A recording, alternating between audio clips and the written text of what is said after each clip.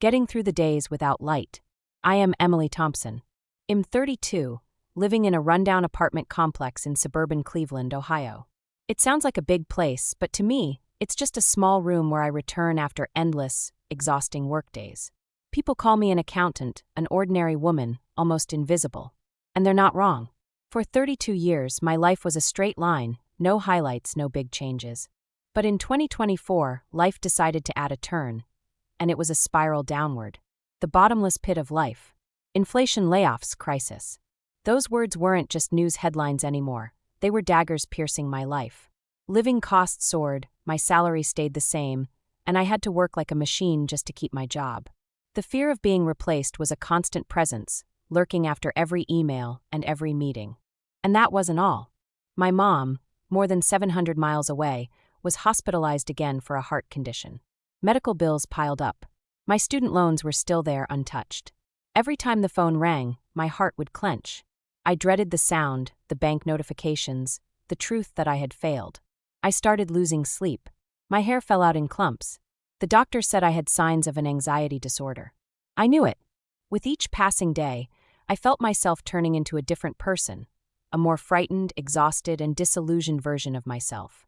One bone-chilling December night, after checking my bank account and seeing only $37, I slumped onto the floor numb. My old dog next to me whined softly from hunger, but I had nothing to give him. The room was freezing because I was too afraid to turn on the heater. That night, I wrote in my diary, a question filled with so much despair, a question I was afraid to even think. If I were to disappear tomorrow, would anyone notice?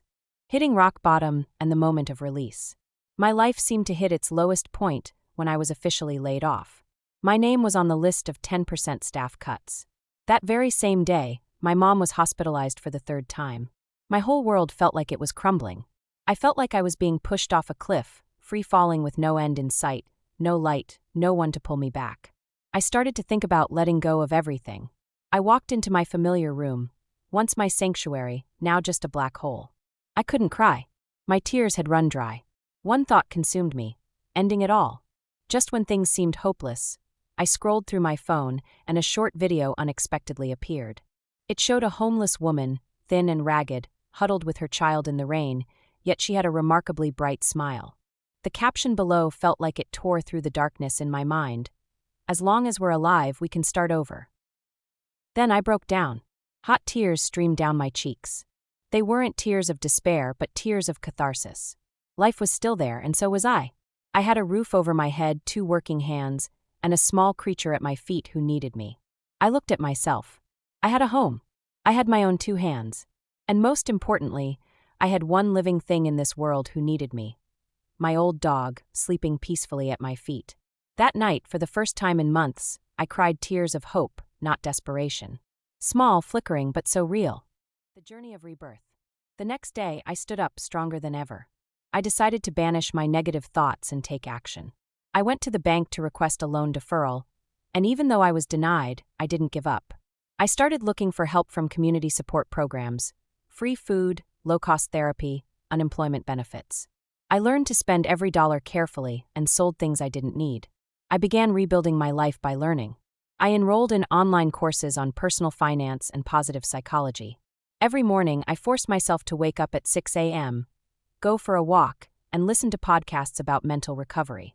Every evening, instead of dwelling in anxiety, I wrote 3 things I was grateful for in my diary, no matter how small. The rain stopped today, my dog isn't sick, my mom smiled on the phone.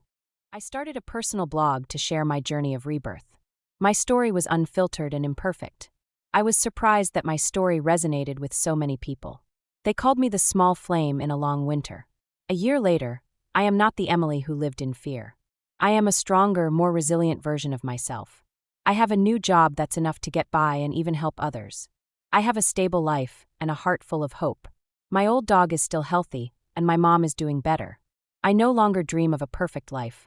Instead, I cherish the ordinary days, the ability to breathe, to love, to fail, and to get back up. And I believe that even on the days without light, the sun is always shining somewhere.